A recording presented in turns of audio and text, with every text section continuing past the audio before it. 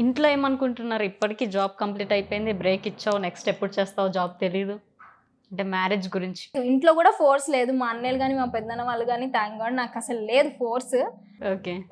నేను పెళ్లి అంటే ఇప్పుడు మా చెల్లి తప్పకుండా ఏడ్చిద్దనమాట. నేనెళ్ళిపోతాను అంటే.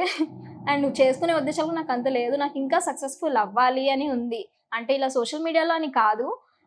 కొంచెం ఇండిపెండెంట్‌గా నేను వెళ్ళినా గూడా మా మమ్మీ, మా చెల్లి ఇబ్బంది పడకుండా వాళ్ళకి కొన్ని సమకూర్చేసి నేను వెళ్దాము అని ఆ పొజిషన్‌లో వెళ్ళాక చేసుకుందాం అనుకుంటున్నాను.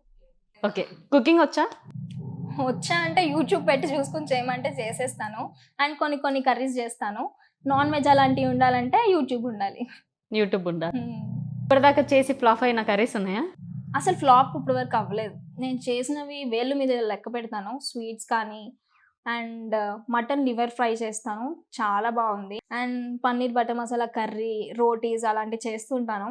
చాలా బా వచ్చాయి.